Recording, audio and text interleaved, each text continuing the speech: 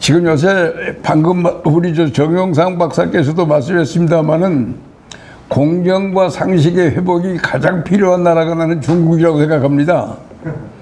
이 공정과 상식을 완전히 무시해서 지금 전 세계인의 적으로 변해가고 있는 시진핑의 중국을 보면서 바로 그런 주자를 우리 공정과 상식 회복을 위한 국민 포럼이 시작한다는 것에 대해서 굉장히 저는 감명 깊게 생각합니다.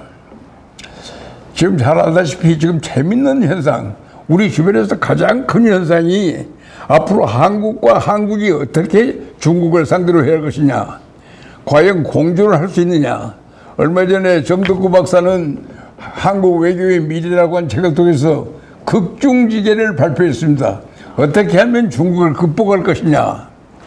근데 제가 보니까 극중지계는 제가 생각할 때 좀 어려워요.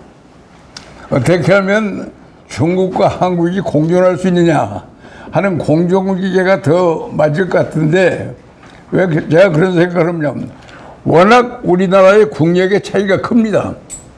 우리 알다시피 우리 한반도는 지금 세계 랭킹 12도 갈 때 있고 7위도 갈 때 있고 11위도 가는데, 어떤 날 보면은 어떤 날 통계에서는 러시아보다 총량 GNP가 앞섰다가 가탈됐다가 하나 밑으로 내렸다, 이 정도의 국력을 가지고 있습니다만은, 그렇기 때문에 우리 한국이 지금 동남아에 있다면은 굉장한 강국입니다. 또 유럽에 가더라도 굉장한 강국이죠. 그런데 이 동북아시아에 있는 한 우리는 영원히 강국 반열에 들어갈 수가 없습니다. 왜냐하면 비대칭적인 크기로 우리나라도 가장 큰 미국, 또 인구가 가장 많은 중국, 땅이 가장 넓은 러시아, 그 다음에 세계 경제력이 큰 일본, 이 4대 강국의 배타적으로 둘러싸여 있는 지구상의 유일한 국가가 우리 한국이기 때문에 전부가 다 이 비대칭적인 힘 속에서 우리가 어떻게 살아갈 것이냐. 참, 그러나 그러한 상황 속에서도 지정학적인 분리를 극복하고 5,000년 동안 우리가 아이덴티티를 지키면서 살아왔다는 것 자체가 우리 한국 현대사의 과거의 한국 역사의 기적입니다.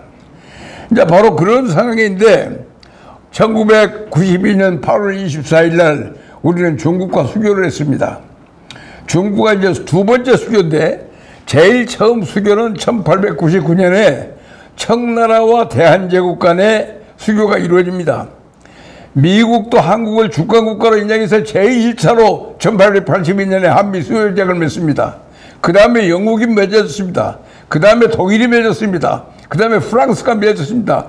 서양의 각국들이 전부 다 대한제국을 승인했는데도 끝까지 한국을 속방으로 해서 승인을 않다가 결국 열강의 압력이 밀려서, 또 결국 청일전쟁, 러시아 청일전쟁에 패배한 이후 열세 속에서 도리 없이 대한제국을 중국과 대등한 국가로 만드는 조약이 1899년, 그러니까 1882년에 한미 수호조약이 맺은 후로부터 꼭 얼마입니까? 1899년이면. 벌써 17년 지난 후에 겨우 제일 마지막으로, 이제 강대국 반열에 있던 국가 가운데 제일 마지막으로 한국을 승인해놨다가 중국입니다. 그만큼 우리를 얕잡아 보다가 어쩔 수 없는 힘의 관계 속에서 1899년에 수교했고, 그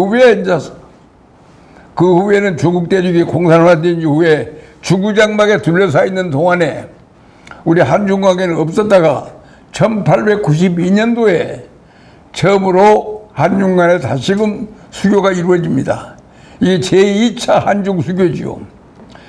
그런데 이제 문제는 1882년에 미국과 우리가 수교할 때도 그렇고 지금도 마찬가지입니다만은 조공 바치지 않고 책봉 바치지 않고 아주 정당한 국가로 인정받는 역사는 서구라파가 가져온 서구라파의 전통입니다. 서구라파에서는 근대 국민국가가 형성되면서 국가가 크건 적건 약하건 간에 일단 국가로 성립하면은 대등한 주권국가로 대립한다는 기독교 문화권이 있습니다. 이게 소위 유고 그로티우스 이래의 국제법 체계인데, 그러한 국제법이 한반도에는 적용되지 않았습니다. 중국을 중심으로 세워놓고 중국이 천자고 나머지는 제후국가라고 해서 전부 다 중국 천자로부터 임금으로 책봉이 되고, 국호도 받고 그래야만이 나라 행세를 할 수 있는 소위 조공체계가 동북아시아의 국제질서에 있는데 그게 1882년에 깨져 아편 중국이 아편 전쟁에서 지고 중국이 영국에게 굴복하는 조약이 남경조약인데 남경조약을 체결함으로 해서 완전히 중국이 서양 국제법 질서에 끼게 됩니다. 그 여파로 오늘까지 왔는데 지금 현재 수교 이후 30년 금년 8월 24일이 한중 수교 30주년이 되는데 30년이 못해서 지금 한중 관계는 굉장히 어려운 측면이 생겼습니다. 그럼 왜 이런 어려움이 생겼느냐? 여기는 두 가지 요인이 작용해요. 나중에 결론부터 먼저 말씀드리면은 중국 사람들한테는 두 가지의 비전이 있습니다. 하나는 등소평이 말하는 비전입니다. 등소평은 14억 인구에게 말합니다. 우리의 행복이 뭐냐? 가정의 행복과 자녀의 성공. 이것이 중국 사람들이 바라는 가장 훌륭한 가치다. 이게 등소평이 제시했던 이상은 가정의 행복과 자녀의 성공. 이것이 중국 사람들이 가장 바라는 꿈입니다. 바로 그 꿈을 향한 행진에서 30년 동안 등소평의 개혁 개방은 바로 중국 사람들에게 가정의 행복과 자녀의 성공이라고 하는 그 꿈을 실현해줬습니다. 그래서 벌써 30만, 50만 명이 되는 중국 학생들이 서양으로 미국으로 유학을 떠났고 그간에 또 돈 벌어서 성공한 수많은 기업이 탄생했고 재벌이 탄생했습니다. 그러면 중국은 왜 이러냐? 그래서 등소평 시대를 우리는 그런 말이죠. 그 좌회전 깜빡이를 켜놓고 계속 무지르는 자 있죠. 중국 공산당이라고 하는 공산당이 집권하니까 그 좌회전 깜빡인데 깜빡이는 좌회전 깜빡이를 켜놓고 달리기는 계속 오른쪽으로 달린 것이 등소평 개혁개방 시대의 30년입니다. 그 등소평의 개혁 노선 때문에 현대 중국이 이루어졌고 바로 그 노선 때문에 GDP 총량에서 미국의 70%까지 쫓아갈 수 있는 오늘의 중국이 만들어진 것이 등소평 시대입니다. 바로 그런 시대의 여파로 등소평 시대의 한중 수교가 1992년에 만들어졌습니다. 제가 그 수교의 비화 하나를 소개한다면 1992년에 수교를 할 때 마지막으로 1992년에 봄에 장쩌민 주석이 만주에서 심양을 방문할 때 김일성이 쫓아갔습니다. 김일성이 이제 세계 역사는 동쪽이 승하고 서쪽이 기운다. 동승서강이다. 그리고 지금 100년 만에 처음으로 시세의 운세와 시운이 전부 중국으로 향하고 있다. 그리고 우리는 그래서 동승서강이다. 동쪽이 올라가고 서쪽이 내려앉기 시작했다. 바로 이 하늘이 준 기회를 우리는 놓쳐서는 되지 않는다. 그런 유명한 연설입니다. 그리고 하는 말이 이제 2010년을 기점으로 해서 중국의 총량 GNP가 일본을 넘어섰다. 일본을 따라잡아서 G2가 중국이 되는데 경제력이 커져서 G2가 되면은 우리의 사고방식도 G2에 걸맞는 생각, G2에 걸맞는 행동, G2에 걸맞는 외교를 해야지 우리가 G2에 있으면서도 과거의 후진국처럼 강대국의 눈치만 보는 그런 나라는 안 된다. 그렇기 때문에 힘을 기를 때까지 음지에서 중국의 발톱을 내보이지 못한다는 소위 도광양에다가는 등소평의 외교로선을 우리는 거기에 더 이상 매여서는 안 된다. 이제 도광양이라고 하는 중국의 등소평의 외교로선을 버리고 우리도 세계 정치에 나가서 할 말을 한다. 이게 소위 유소 자규입니다. 유소. 일이 있으면 뛰어나가서 뛰자. 이 유소 자규를 불렀던 거예요. 그리고 분발위. 우리가 화날 때는 당당하게 주장을 해야겠다. 이게 도광양이라고 하는 등소평의 외교로선을 완전히 튀었고 이제는 유소 자규, 분발위라고 하는 새로운 구호를 외치면서 중국의 새로운 비전을 내세웁니다. 그 중요한 등소평 노선 때 우리는 수교를 했는데 시진핑이라고 하는 새로운 리더십이 나오면서 도광양의 외교가 끝나고 유소자기 시대가 오면서부터 한중 관계는 흔들리기 시작합니다. 그러니까 제일 먼저 한중 관계가 얼마입니까? 제일 처음에 우리가 한중 수교를 했을 당시에 중국의 총량 GNP는 우리의 1.4배입니다. 1.5배였어요. 지금은 중국의 총량 GNP가 우리의 10배입니다. 처음에 우리 한중 수교했을 당시에 한중 간의 교역량은 64억 불이었어요. 그러나 지금은 2,334억 불로 엄청나게 불어났습니다. 그래서 미국과 우리 교역하던 총량 1,700억 불, 아니 1,400억 불, 일본과 교역하던 그 총량 640억 불, 거기에 유럽 한 30억 불 합쳐도 한중 양국의 거래량이 미국, 일본, 유럽과의 교역량을 하면서 더 많아졌습니다. 그렇기 때문에 우리나라에서는 안보는 미국이지만 경제는 중국이다. 소위 안미 경중이라고 하는 그런 소리가 우리나라에 화전히 벌어졌잖아요. 안미 경중 시대입니다. 그러니까 안미 경중으로 하는 구호가 나올 때까지 지금 한중 관계를 설명하는 외교적인 용어는 뭐냐? 저기 제일 먼저는 우리가 91년 수교했을 당시에는 소위 우호 협력 관계다. 그다음에 바뀌었네요. 전면적 협력 동반자 관계라는 것이 이제 김영삼 대회는 전면적 협력 동반자 관계였고, 그 다음에 21세기를 향한 협력 동반자 관계는 김대중 때부터 됐고, 그 다음에 전략적 협력 동반자 관계라는 단어가 제일 먼저 나온 것은 이명박 때 나왔고요. 그 다음에 전면적 전략 협력 동반자 관계라는 소리는 이제 노무현 시대에 나왔다가 그게 계속 박근혜 때까지 계속되고 아직까지 그대로는 있습니다.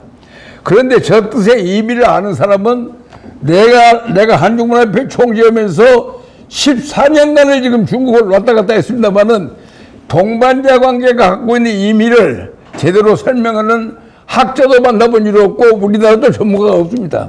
그건 중국만이 쓰고 있는 외교 용어지 아는 사람이 없어요. 그러니까 자기네들 멋대로 붙이는 겁니다. 근데 이 동반자 관계는 동맹 관계와는 전혀 다릅니다. 의무도 없고 책임도 없습니다. 그러니까 중국이 자기네들의 비호에 맞을 때는 그러니까 프랑스와는 지금 건설적 동반자 관계예요. 그러니까 그 사람들이 용어를 자꾸 붙입니다. 건설적 동반자 관계, 예술적 동반자 관계. 그런데 전면적 협력 동반자는 또 주소도 번지도 없어요.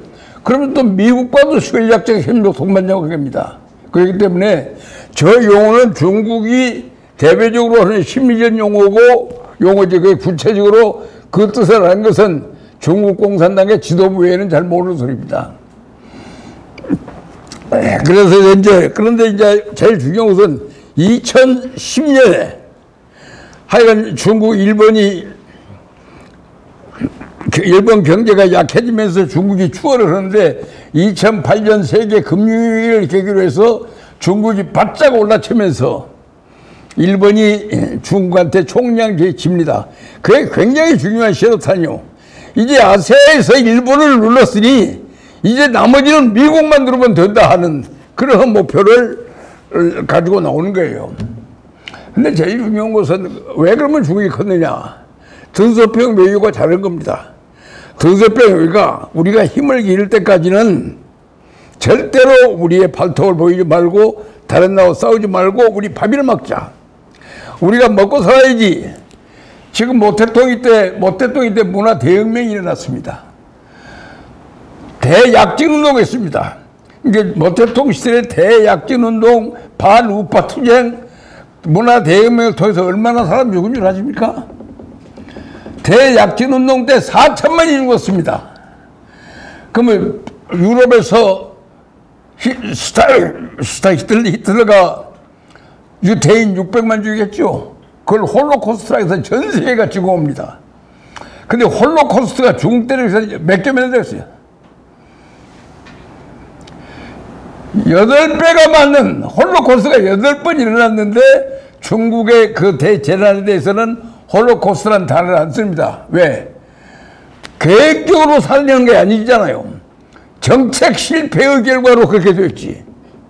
이제 계획적으로 살리는 것은 홀로코스트입니다.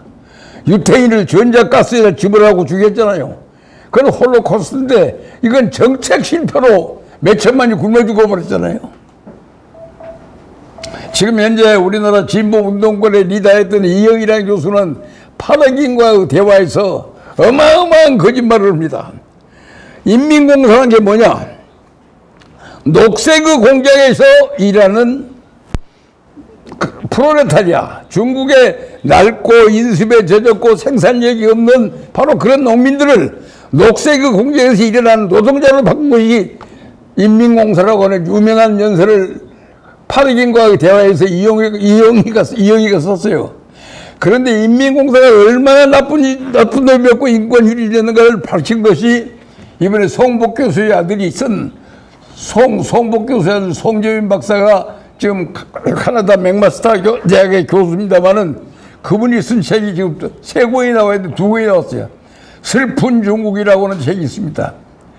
그게 1956년부터 1960 문화혁명 대혁명 직전까지 쓴 책이고 그 다음에 문화혁명이 끝날 때까지 쓴 책 제2권이 며칠 전에 출판이 됐습니다. 내가 그 책을 뭐 서문부터 끝까지 빠짐없이 했는데 그렇게 잘 써요. 그 책을 보고 나면 인민공사가 이거 얼마나 반인민주의가 했는데 직접 가서 인터뷰도 하고 방문도 해보고 전 돌아다니면서 연구를 해가지고 썼는데 중국을 한 번도 가본 일도 없고 중국말도 못하는 일본 좌익들의 책을 베끼는 것이 파라지고와의 대화라는 이영희 책인데 그게 오늘날 진보의 가장 큰 이론가죠. 진보의 대부입니다. 우리나라 586들이 알고 있는 중국은 이영희가 알고 있는 중국이지 송재위가 알고 있는 중국이 아니다 그예요. 그러니까 완전히 한물간 지식들을 갖고 앉아서 중국관을 가지고 있기 때문에 바로 그 중국관을 바로 고치지 않으면 안 됩니다. 그러니까 시진핑이가 말하는 건 사고와 태도를 바꾸자 했는데 우리도 이제 진짜 중국을 향하여 우리의 사고와 태도를 바꿔야 합니다. 그래서 하나 더 이제 남기십시오.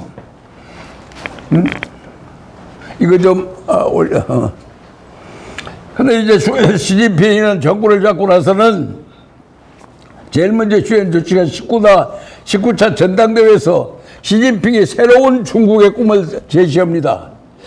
그게 뭐냐면 2025년까지 제조업 분야, 그러니까 로봇, AI, 인공지능 또는 인터넷 모든 분야에서 모든 첨단 산업에서 중국이 제조업의 1등 국가가 되겠다 하는 게 제조 중국 25라는 거 2025년까지 하겠다는 것을 발표합니다.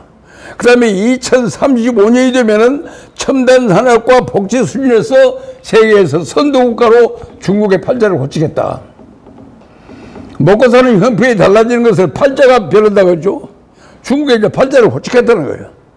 그 다음에 2049년 중화인민공화국이 탄생했던 1949년으로 뜨고 100년 되는 2049년에는 세계 최강의 사회주의 현대 강국을 해서 세계의 패자가 되겠다. 이런 원칙을 발표했어. 난 속으로 그 19차 전당대회를 보면서 저렇게 시간표까지 발표해도 될까? 저 미국이 가만 안 있을 텐데 나 사실은 굉장히 걱정했어요. 토광량에 포기하고 미국을 따라잡겠다 그러는데 미국이 용납해 줍니까? 지금 미국 덕분에 중국이 오늘날 현대 강국이 된 겁니다. 중국 사람들의 꿈이 가정의 행복과 자녀의 성공이라고 하는 비전을 제시한 등소표이라면은 전 세계가 중국을 좀 돕자. 중국을 가난해서 벗어났죠. 그래서 세계무역기구에 집어넣어줬잖아요. 세계무역기구에 들어가서 각종 무역 특혜를 다 받는 결과 그 상제에 밟고 근면하고 배고픔을 벗어나려는 그 14억 인구의 발동을 그러니까 가장 빠른 시일 내에 지금 미국 GDP의 70%가 쫓아왔잖아요. 만일에 시진핑이가 서두르지 않고 한 10년 정도 더 못했더라면은 GDP에서 미국 앞서버렸을 거예요. 그럼 미국과 중국은 싸움도 아니를 만들 법봤어. 70%에 와서 미국이 아차차 우리가 생각하면 잘 살면 민주주의가 될 줄 알고 잘 살면 인권을 존중할 줄 알았는데 인권 존중도 아니고 민주주의도 아니고 독재가 오히려 강화되고 있다. 이건 우리의 외교 정책이 실패했다. 그래서 폼페이오 미 국무장관이 중국으로 하여금 원조를 해서 오늘의 중국을 만들도록 만든 사람이 닉슨 대통령 아니요. 닉슨 대통령 기념 도서관 앞에 가서 재작년에 폼페이오가 우리는 중국 정책을 당신 노선이 틀렸다. 이제 우리는 고치겠다. 그래서 트럼프 때 국무장관 때 폼페이오가 거기서 연설을 합니다.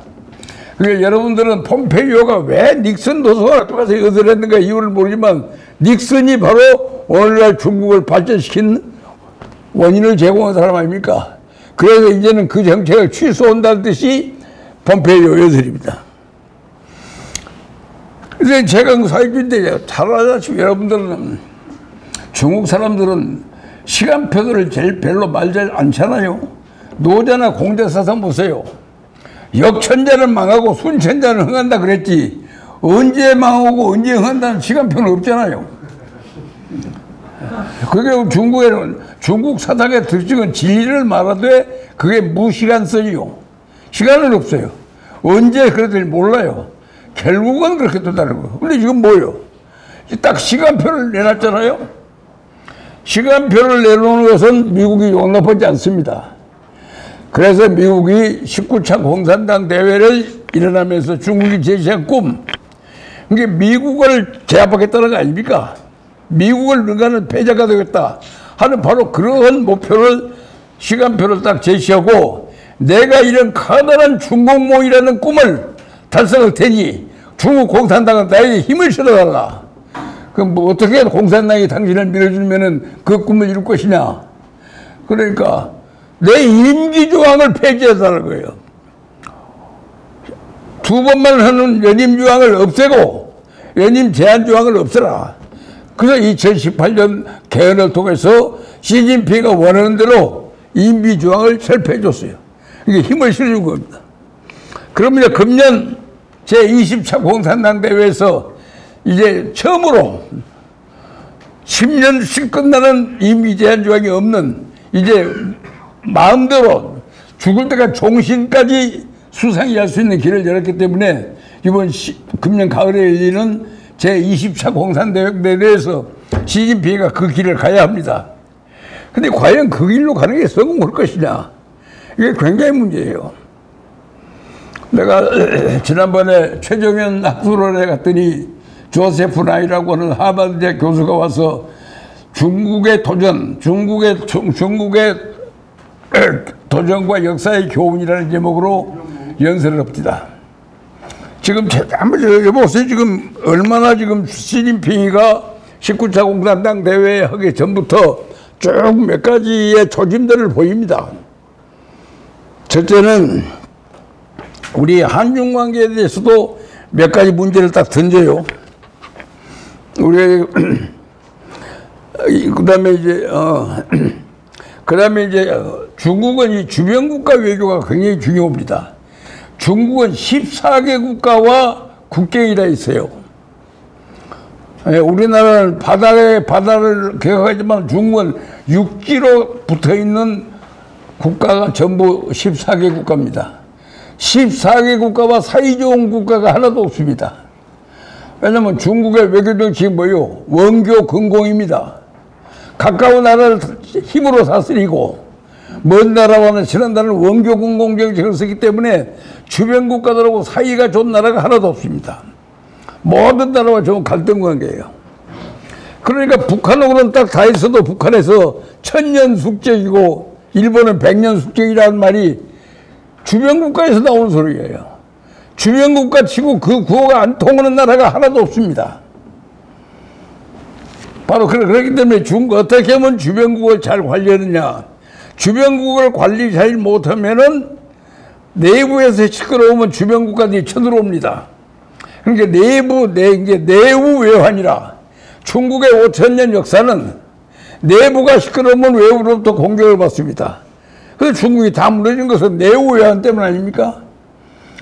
바로 그런 중국의 경험을 가지고 있기 때문에 주변국들을 좀 따뜻거리하겠다. 그래서 시진핑이 내놓은 단어는 친성해용입니다. 주변국가와 친하게 지내자. 우리가 정성을 다해서 관리를 잘하자. 또 특히 우리가 은혜를 베풀자. 그 다음에 포용을 하자. 친성해용이라는 사원칙을 시진핑이 내세웠는데 그 전에 등소표기 때는 안닌, 목닌, 이웃을 편안하게 하자. 안닌, 목닌, 이웃과 화목하자. 그 다음에 이웃을 잘 살게 하자. 불인, 이 삼린정책을 썼어요. 근데 이제 그 삼린정책은 등소표가 쓴 소니까 자기는 바꿔서 친성해용으로 바꿨던 거예요. 그 다음에 두 번째 중요한 것은 시카는 아세아 지역에 있어서의 교류와 신뢰 건설을 위한 국제회의가 시카총회가 있는데 시카총회에서 유명한 소리예요. 아세아 집단안보를 시진핑이 제안합니다. 2015년이죠. 그게 뭐냐면 아세아의 안보 문제는 미국이 빠지라고 해요. 중국이 알아서 하겠다. 왜냐하면 우리 아세아 43개국 가운데 가장 중요한 나라가 중국과 국경이 맞닿아 있으니 우리는 다 같이 운명 공동체다. 그러니까 내가 멍석을 깔아줄 테니 우리가 이 안에서 협력하자. 그게 아세아의 패자가 되겠다는 뜻이에요. 과거에 어느 중국 지도자도 그런 말 한 번도 안 해봤는데 시진핑이가 그렇게 나옵니다. 그러니 미국이, 근데 거기에 27개국이 가입했는데 거기에 노무현이가 가입을 했어요. 그리고 이제 그날 27개국에서 공동성명 발표한다니까 거기는 한국이 빠졌습니다. 왜냐면 미국을 반대한다는 소리 들어놓고 서명해놨다가는 나중에 귀시타대이 말지 모르니까 빠졌죠. 멋모르고 가입을 했다가 나중에 도장 하나 찍었어요. 이제 그런 시진핑 교육이 됐는데 시진핑이가 들어오면서부터 몇 가지 이제 우리와의 관계가 전면 껄끄러워진 것은 2010년에 있는 천안함 사건입니다. 2010년에 천안함 사건이 나왔고 2010년 3월에 천안함 사건, 2010년 11월에 연평도 포격 사건이 있는데 아마 6.25 사변 휴전협정 이후에 북한의 포탄이 남한 땅에 최초로 뜨는 것이 연평도 포격입니다. 가장 중요한 안보 휴전협정 위반인데 양쪽은 자제하라 그랬고 양비론을 피면서 중국이 양쪽은 자제하라. 또 천안함 사건에 대해서 우리 입장 지지 않고 더 조사해봐야 한다는 식으로 나와버리니까 이제 안보 문제에 대해서 우리가 가지고 있던 중국에 대한 의심이 구체화됩니다. 그러니까 한미 동맹, 한미 상호 방위 조약은 동맹입니다. 중국과는 전략적 협력 동반자 관계인데 안보 문제에 대해서 안보 가치관을 한중 양국이 공유하지 못하는 한 전략적 협력 동반자 관계에서는 하나의 허구에 불과한 겁니다. 이제 안보 가치관을 공유하지 않은 무슨 동반자 관계가 그건 무효입니다. 결과적으로는 천안함 사건이 우리를 굉장히 우리를 얕잡아오는 결정했는데 그게 굉장히 기분 나빴지만은 그게 넘어갔어요. 그 다음에 이제 의전상에 굉장히 중요한 문제가 하나 생겼습니다. 의전이 뭐냐면 국가 대 국가 간의 의전인데 박근혜 대통령이 취임하니까 중국에서 유명한 누구야? 중국에서 이제 당저신이라고 하는 유명한 외상이에요. 굉장히 거물입니다. 그 거물이 특사로 박근혜 대통령이 축한 특사로 한국으로 왔어요. 나도 그날 접견 행사에 나갔었죠. 그리고 광주도 오셔서 내가 모시고 간 일이 있고 그런데 그러니까 이제 결국 박근혜 대통령은 이제 고맙다고 시진핑한테 특사를 보냈잖아요. 답방을 하고. 그때 김무성 의원을 특사로 보냈어요. 이게 김무성 씨가 특사로 가갖고 대통령 특사는 대통령과 동격입니다. 이게 시진핑이 앉을 때 중국 가면은 시진핑이 앉았으면 그 옆에 대등하게 앉는 거예요. 그래 대화를 하는 거예요. 거기까지만 해도 그때까지가 한국을 대등한 주권국가로 보는 마지막 날이었어요.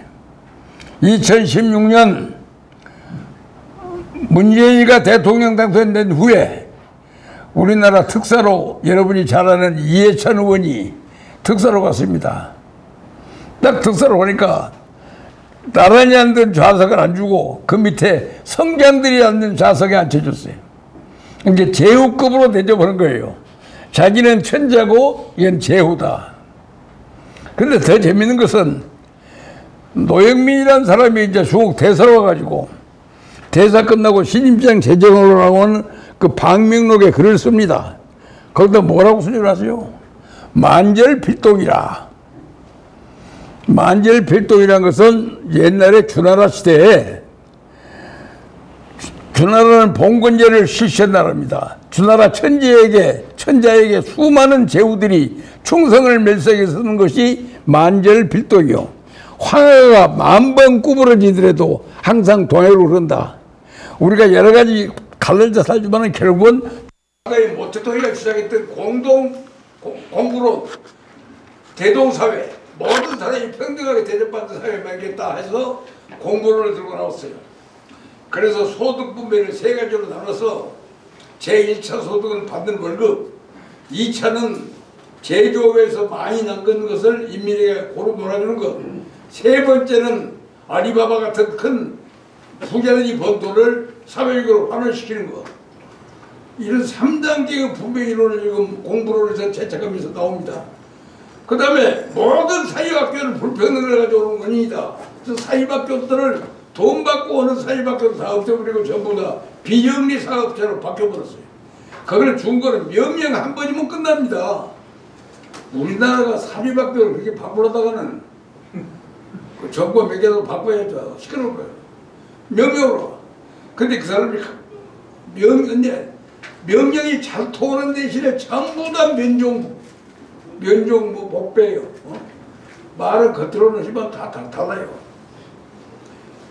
그런 방식으로 지금 공부론을 굉장히 펴고 있어요. 그리고 젊은 애들이 싸가지 없이 맨 인터넷만 보니까 정신상이 안 좋다. 그럼 게임 산업을 조금 중단시켜버렸어요. 요새 지금 시진핑이가 자기 마음대로 하는 거예요. 지금. 그리고 사회주의적인 모델로 만들어간다 하는 것이 지금 주모인데, 그래서 미국이 지금 중국에 대해서 철저히 규제를 합니다. 그리고 이제는 미국이 트럼프를 혼자만 했는데 이제는 혼자 하지 않을 거예요. 자유세계 전체가 해방합시다. 그리고 EU부터 소위 전 세계 민주주의 국가들을 전부 동원해서 바이든이 요구를 했죠.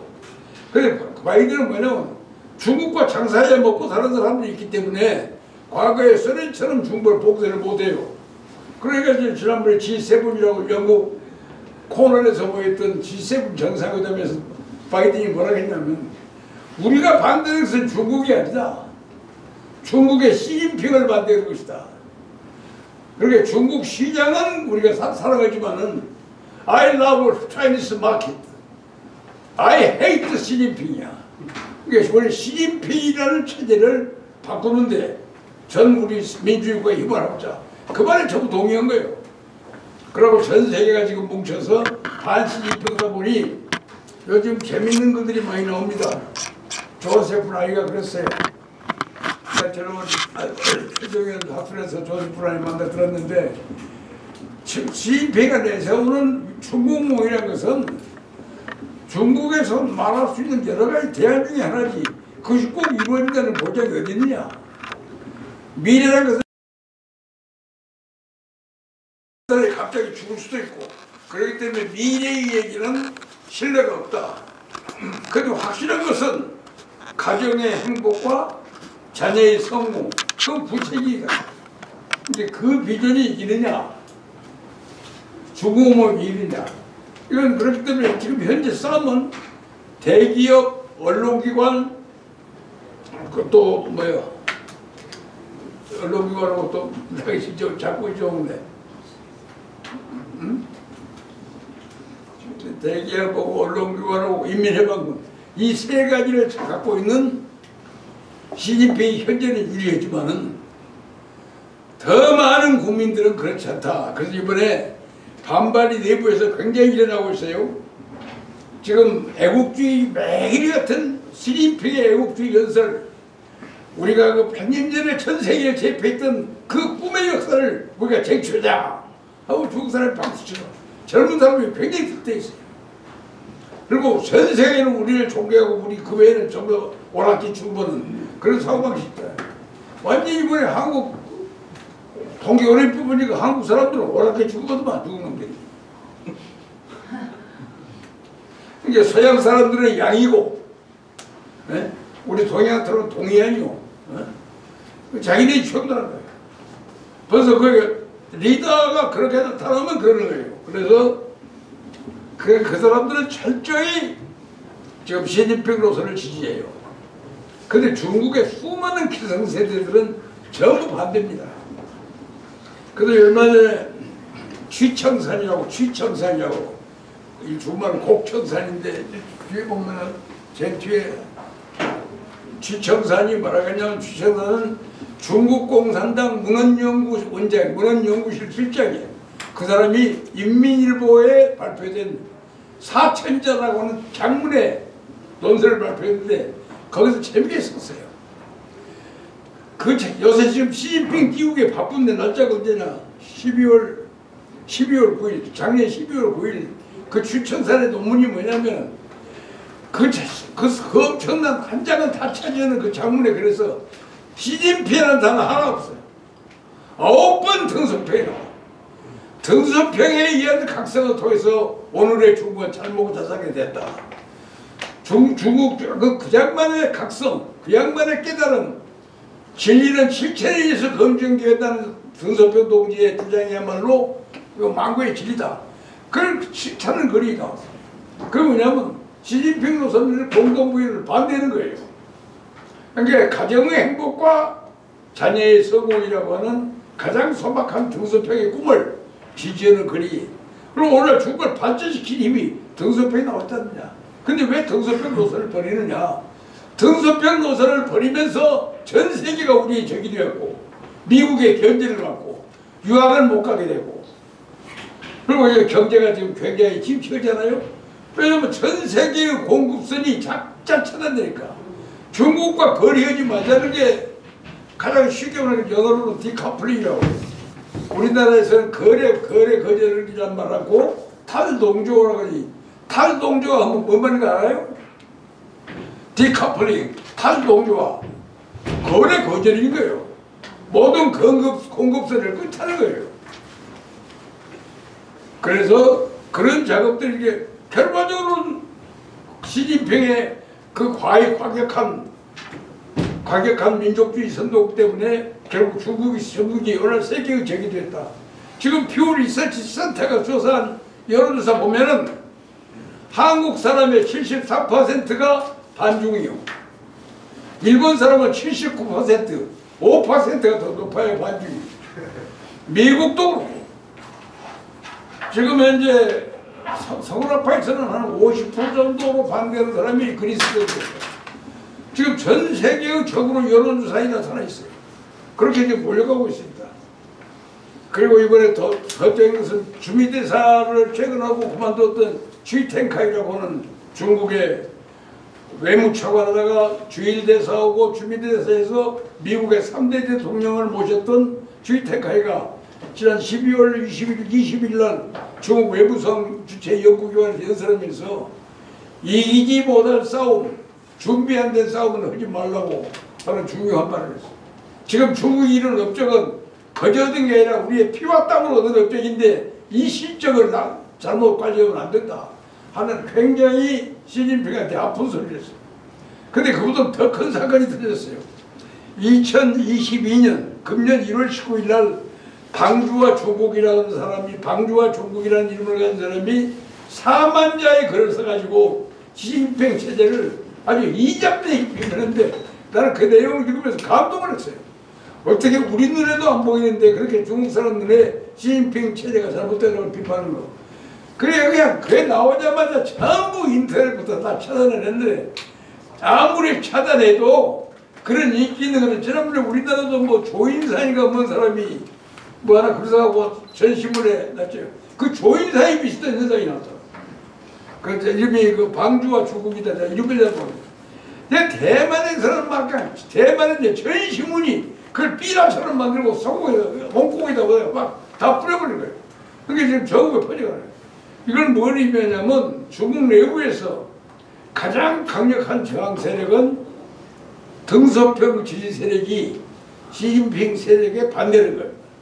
또 두 번째로 가장 핵심인데 이거 말들은 않습니다만은 내가 조사해 보니까 중국 공산당이 정권 잡은 이후에 중국에서 돈 번 사람이 누가 돈 벌었어요? 공산당만이 돈 벌었어요. 그래 공산당들이 돈을 벌면은 우리나라 돈 번 거 삼성이다 뭐다 몇 개 있지만은 이 사람들이 돈 벌면요 보통 돈 번 게 아니야. 몇십 조씩 갖고 있는 부자들이야. 어디다 주고 봅니까? 중국의 건설은행에 저러니까 농업은행에 저러고 중국 4대 은행이 전 세계에서 제일 큰 은행인데 중국은행에다 저금 못해요. 시진핑한테 걸리니까 전부 걸리겠으니 미국에서 갑자기 그 얘기를 하는 거예요. 부자들이 전부 다 미국에 여기고 스위스에 외국에다 다 여행했는데 서방과의 관계가 나빠져서 그 돈을 못 찾게 되잖아요. 그럼 고기 되는 거예요. 평생 모은 재산이 다 날아가는 거예요. 그렇기 때문에 이 사람들은 그런 말은 못하지만은 자꾸 우리 미국과 사이좋게 지내자. 미국과 사이좋게 지내자. 서방과 사이좋게 지내자. 그래서 경제 활성화를 위해서 제발 고립노선을 피우자고 겉으로는 점점 개발하지만은 그게 무언의 힘으로 등소평 노선으로 복귀해야지 시진핑한테 나라 베낄 수 없다 하는 그 엄청난 압력이 지금 시진핑에 가지고 있는 거예요. 그렇기 때문에 이 투쟁에서 누가 이기느냐?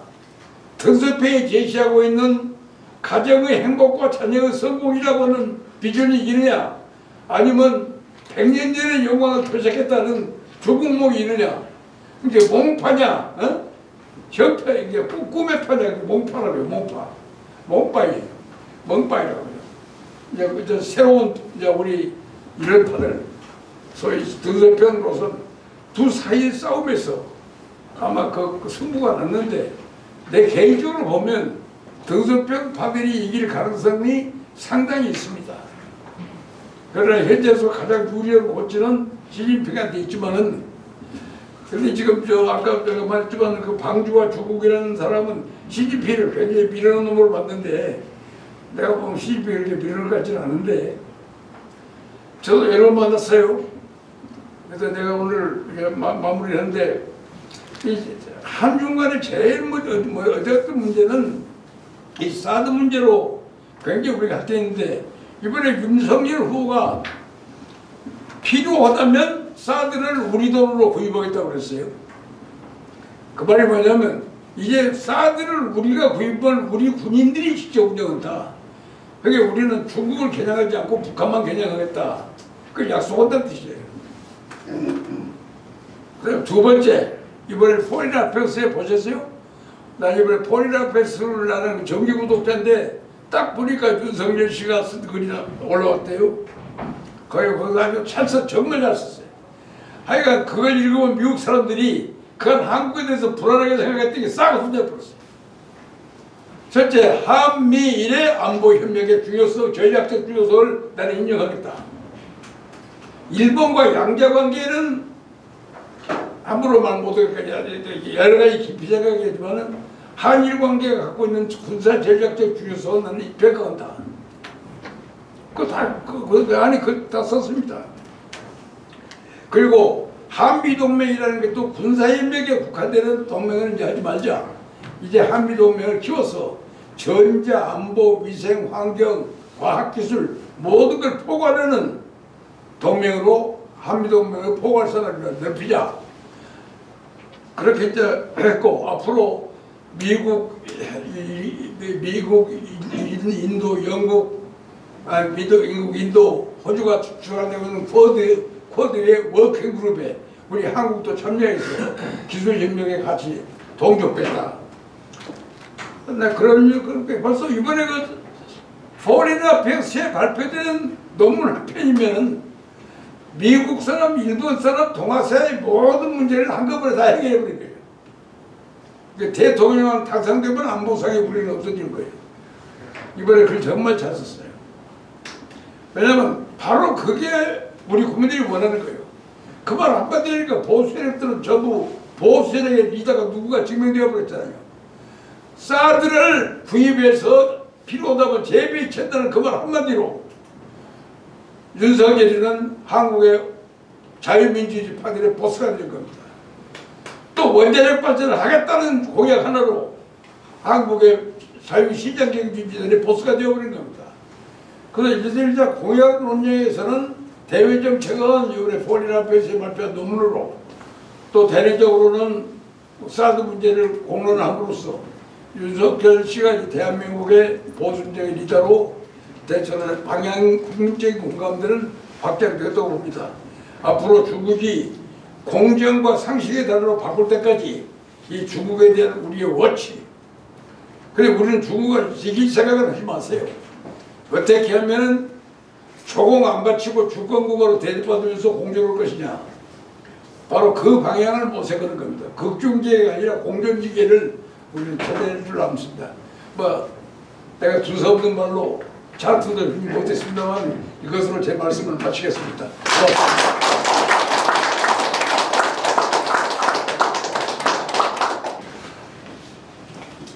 존경하는 이영일 전 의원님께서 한 15분 정도 아주 열강을 해주셨습니다. 이 시종여일이라는 이야기가 있습니다. 처음보다 훨씬 더 열정적으로 마지막까지 이렇게 강연을 하시는 모습을 보고 평소에 제가 이 어른께 전화를 드리면서 어르신은 영원한 청년입니다, 이런 말씀 제가 올린 적이 있는데 그 증거를 오늘 보여주신 것 같습니다. 저도 좀 허하지만은 대학 강단에서 오랫동안 한 40여 년 강의를 하면서 정말 명강의, 훌륭한 분들의 강의도 들어보고 했는데 우리 이영일 의원님의 강연은 정말 타의 추종을 불허하는 명강연이었습니다. 자, 이렇게 잘 찍었으니까 영구히 보존하도록 그렇게 하십시오. 예, 여러분들께서 취재하다시피 지정토론자는 모시지 않고 여러분들이 다 지정토론자입니다. 그리고 이 온오프 병행을 할 때 종합토론 상당히 좀 진행하기가 어려운데 어제의 경우처럼 적당한 방법이 있으니까 줌으로 입장하신 분들께서는 의견을 주시면은 제가 내독해 드리도록 그렇게 하겠습니다. 제가 의원님께서 말씀하신 것을 요약할 능력도 없고 형편도 안 되기 때문에 다 여러분들에게 맡기기로 하고, 정말 제가 평소에 뭐 사통 사합 이야기를 많이 하는데 소통, 통섭, 통합, 통일, 뭐 논리적으로는 안 맞지만 융합, 복합, 연합, 화합 이런 이야기를 많이 합니다. 그러면서 마지막에 전주 비빔밥 이야기를 하죠, 그죠? 정말 말씀을 쭉 들어보니까 시대의 고금, 고대와 지금, 그 다음에 양의 동서, 동양과 서양, 그 다음에 이론과 실제, 그 다음에 명분과 실리, 이념과 현장, 그래서 다 아울러서 말씀을 해주셔서 정말 숨쉬는 것조차 아까울 정도로 귀담아 들었습니다. 아마 한반도를 세월 무대로 오는 정치인치고 자기가 해결할 수 없는 문제에 대해서 고민을 안 해본 사람이 별로 없을 거예요. 그런데 그런 문제의식을 가지고 있어도 다행인데 그런 문제의식이 없는 정치인들도 꽤 많습니다. 이번에 김황식 씨가 독일의 총리들이라는 책을 썼는데요. 제가 처음 보니까 얼마만큼 독일 정치인들이, 독일 사람들은 독일 정치인들이 국민들에게 사랑과 존경을 받습니다. 우리나라처럼 정치인들이 국민들한테 경멸 받는 게 아니라 정말로 독일을 가는 사람하고 독일을 어떻게 하면 발전시킬까를 여야 막론하고 정치인들이 다 같이 고민하고, 그런 고민이 국정에 반영되어 가지고 대연정이건 소연정이건 유지가는 걸 보면서 그 날카로운 문제를 김학식 씨가 독일 총리들 얘기를 이번에 다른 걸 읽었어요. 아마 그 책은 한 번 정도는 읽어봐야만이 정치인들이 과연 어떻게 어떤 나라 어떤 식으로 정치를 해야만이 국민에게 사랑과 존경을 받는가. 결국 지금 우리가 당면한 문제는 전부 정치 문제입니다. 한반도와 차이가 있는 지정에 끼인 리스크를 어떻게 극복하면서 통일할 것이냐. 중국을 두려워하면 중국을 무사합해서 4대주의 들어가고 안 됩니다. 지금은 4대주의를 100번 해봤자 답이 없습니다. 지금은 협력과 교환입니다. 필요한 이익을 제공하고 우리가 필요한 협력을 받는 겁니다. 그래야만이 그것이 외교입니다. 그리고 제일 중요한 것은 자강이요.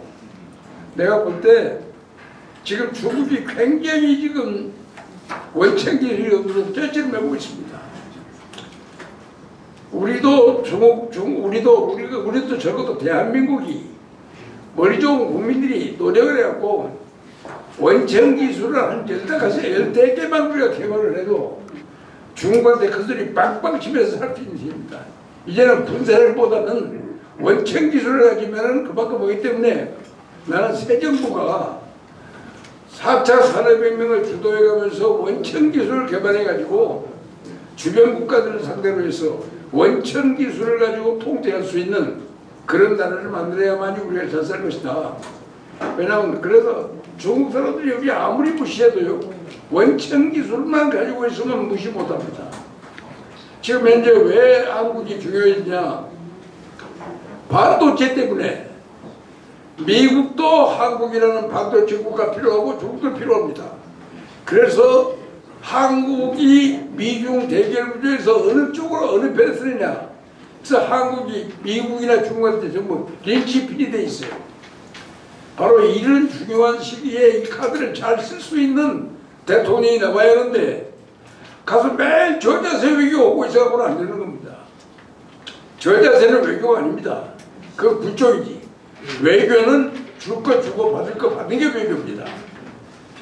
그래서 우리의 정당한 그런 게 제일 중요한 것은 자강이라는 게 뭐냐. 자강이 원천 기술입니다. 우리를 가게 하는 것은 우리가 원천 기술을 많이 가지면 가질수록 그만큼 자강이 되는 겁니다. 사람들은 자강 그러니까 너무 어렵게 생각하면 안 돼요. 한국의 자강은 원천 기술로 보는 겁니다.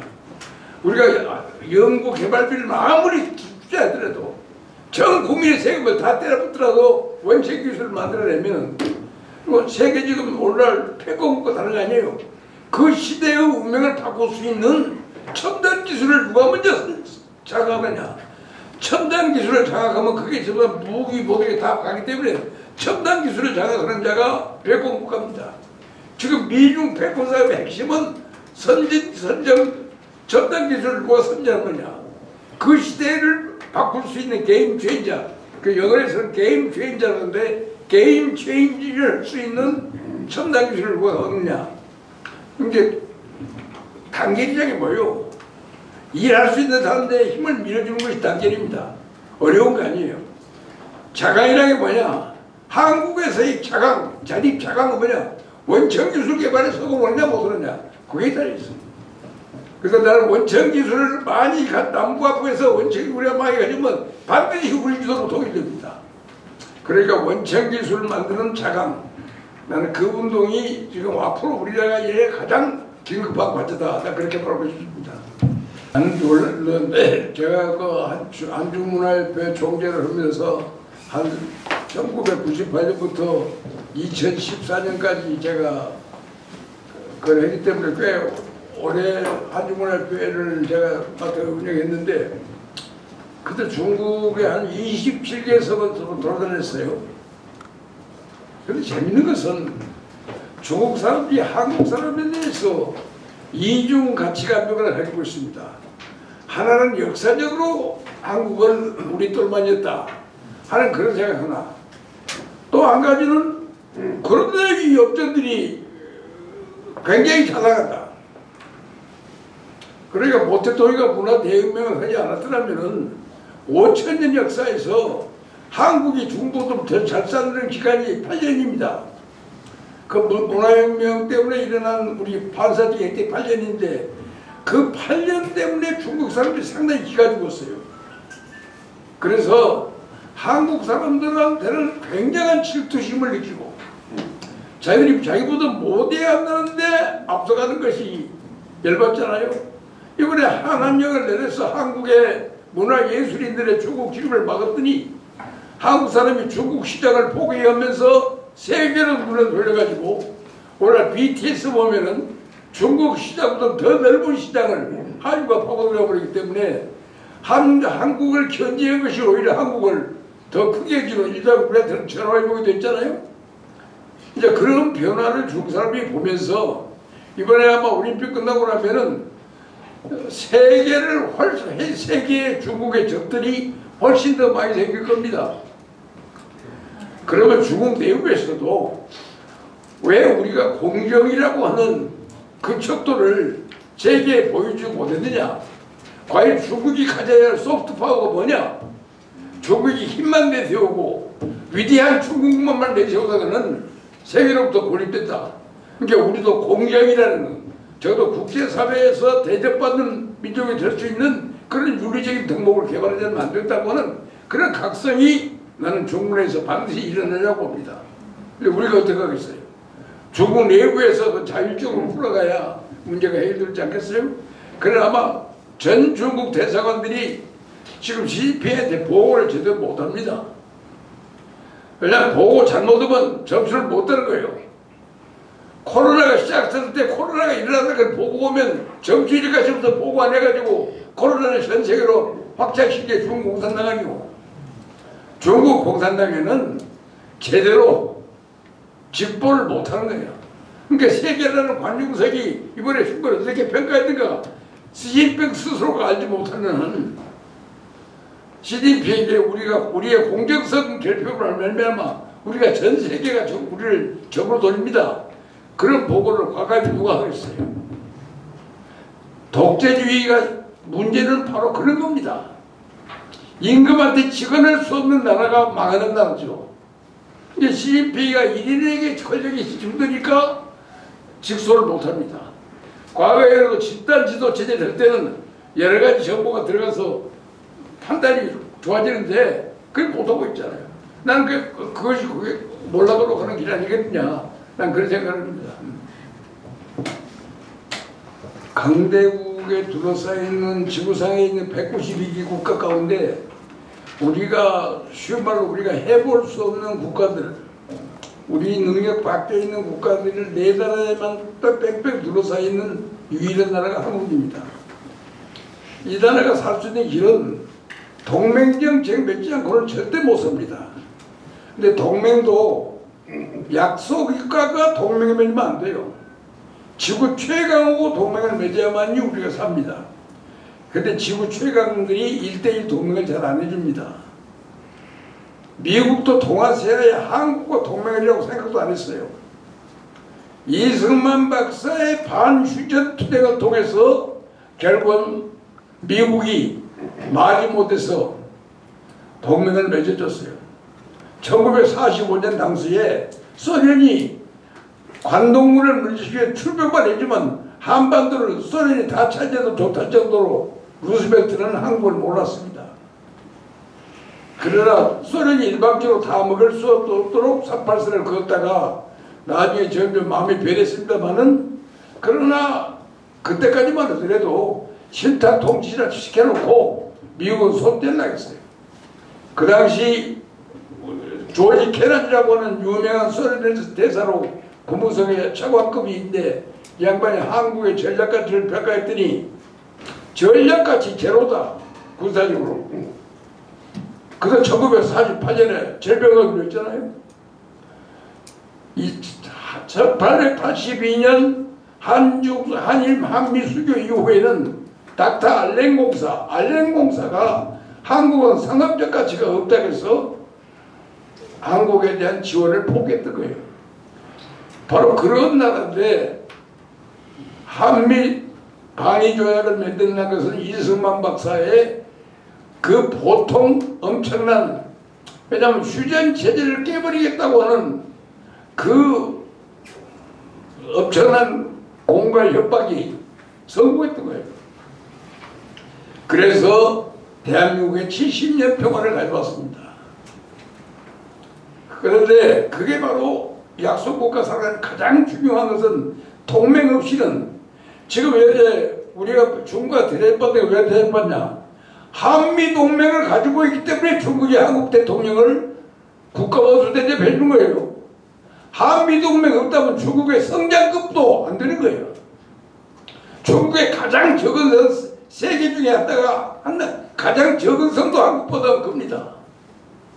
그런데 우리 동맹이기 때문에 대한민국의 국회가 이런 거예요.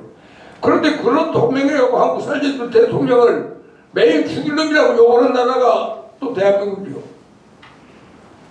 난 4.19 했지만은 이승만 박사를 알고 나서는 이분이야말로 우리가 존경할 뿐이다. 그래서 내가 책을 쳐서 이승만 박사를 외교적으로 평가했잖아요. 일본도 섬나라기 때문에 그 사람도 강대국가와 손잡을 나는 게 일본 외교 목표였어요. 근데 2차 대전 후에 보니까 미국은 별 볼 일 없고 그래서 독일과 손잡았다가 완전히 망해버린 겁니다. 그러니까 어떤 나라를 파트너로 잡냐 그게 굉장히 중요한 거예요. 근데 우리가 앞으로 중국을 우리 파트너로 잡을 수 있습니까? 원교 건국이기 때문에 절대 중국은 가까운 나라를 밥으로 만들지 대접 안 해줍니다.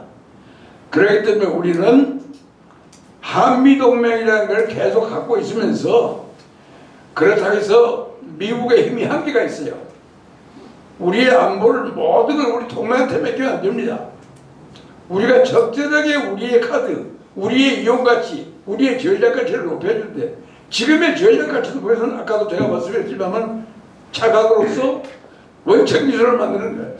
원천기술을 많이 가지고 있으면 그 이상의 자강이 없어요. 그러니까 우리가 모든 우리 자식들 나도 길러서 원천기술을 만들 수 있는 자식을 만들어내면은 우리가 그만큼 강해집니다. 그래서 원천기술을 가져야 서로 우리하고 동맹맹자입니다. 근데 동맹 없이는 우리가 살 수 없고 그 동맹 가지고 4대 지위 할 필요 없어요. 그러니까 우리의 능력과 가치를 모르고 괜히 덩치 크다고 중국한테 벌벌 떨고 있는 요새 이 정부 같은 것은 곤란한 거죠. 예. 결국은 중국과 우리는 공존을 해야 합니다. 공존을 하는데 지금은 비열한 의존하면 비열한 의존, 고립적인 독립이 아닙니다. 협력적인 상호 의존입니다. 우리가 비열하게 강대국이라고 해서 아부에 가서 빌붙는 그런 비열한 의존이 아니고 너는 너고 나는 나다는 그 고립적인 독립도 아니고 협력적인 상호 의존을 하는데 그걸 보니까 중국을 우리가 학생을 내가 보면 기술밖에 없더라고요. 원천 기술. 우리 젊은 사람들이 원천 기술 만드는 데만 성공하면 전 세계에서 동맹들이 줄을 섭니다. 우리 한국과 수많은 기업인들이 다 몰려오는 거예요. 그게 원천 기술이에요. 지금 우리가 반도체 관계를 처음에 이병철 선생이 반도체를 시작할 때만도 그게 당장에 이익이었는데 왜 하냐고 반발이 많았어요. 그래서 내가 알기로는 금호그룹에서 반도체 하라고 자기 형이 박성영 씨가 그렇게 주장했는데 밑에 애들이 전부 다 그거 갖고 언제 돈 버냐고 그걸 포기했는데 이병철 선생이 수단 방법을 가지고 반도체 명해놨던 것이 그 영감의 투자 하나가 오늘 한국을 지금 이렇게 명예 살리는 거예요. 그렇기 때문에 이제 다른 거 봐요. 요새 우리 공대 인기 없다는데 큰일 나요. 과학기술 분야에서 원천기술을 만들어내는 자식이 내 자식 가운데 하나만 생겨도 우리 4천만 5천만이 먹고 삽니다. 그렇기 때문에 원천기술을 개발하고 만드는데 거기에 모든 능력을 기르고 젊은이들이 봐서 그런 꿈에 도전을 해야 합니다. 그러면 답니다. 예. 지금 방금 1972년도에 남북한의 GNP가 페니티가 됩니다. 278불로 8불로 이제 서로 남북한이 같아졌어요. 그 다음부터 계속 우리가 추월을 해서 오늘날 한국은 세계 랭킹 10위가 되었고 북한은 지금 지구 최빈국가가 됐다고요. 그거 가지고 싶다. 민족은 같은데 남과 북이 민족은 같은데 왜 한쪽은 부자가 되었고 한쪽은 최빈국이 되었느냐? 그 이유는 딱 하나입니다. 국가가 다르기 때문이에요. 그러니까 국가가 민족을 발전시키지 민족이 국가를 발전시키는 법이 없습니다. 국가인데 어떤 국가냐? 주권이 수령한테 있는 국가냐? 주권이 당에 있는 국가냐? 주권이 개인에게 있는 국가냐? 그러니까 우리는 주권이 국민에게 있는 국가입니다. 그렇기 때문에 국민에게 주권이 있는 국가에 태어났다는 것이 인간이 행복하는 조건의 1차적인 조건입니다. 그래서 우리는 주권이 국민에게 있는 나라에 태어났기 때문에 지구 최빈국으로 북한이 떨어질 때 우리는 선진국이 됐어요. 그래, 우리 주권이 국민에게 있는 국가를 누가 만들었냐? 이승만 박사가 만들었습니다. 그렇기 때문에 우리는 선대들에게 대해서 공헌을 알아야 하는 거예요. 그러면 이제 문제는 지금 현재 우리는 지난 7월 2일 날 국제연합통상개발회의가 처음으로 한국을 후진국 리스트에서 빼고 선진국 리스트에 올려줬습니다. 그렇다고 해서 우리가 선진국이냐? 그건 아니에요. 선진국이라는 게 뭐냐? 선진국은 인류화가 돼야 해. 내가 조그마한 구멍가게를 인사도 골목에서 하더라도 내 가게가 세계에서 인류다. 이렇게 되는 가게 하나라도 인류로 만들어야 해. 조그마한 신발 장수도 세계 인류가 돼야 해. 이 인류가 되겠다는 열정이 끌어오르면은 그때부터 내용 있는 선진국이 되는 겁니다. 그렇기 때문에 선진국으로 우구타드가 결정해 주면은 그때부터 국민운동은 인류화를 향하여 인류 퍼스트 클래스가 되기 위해서 각 분야에서 일어나야 해요. 나는 요새 중국 때문에 굉장히 속이 많이 상했어요. 지금 우리나라 식당에 가면은 중국 김치 없으면 못 먹습니다. 그래서 돼지김치찌개는 안 먹어요. 열받아요.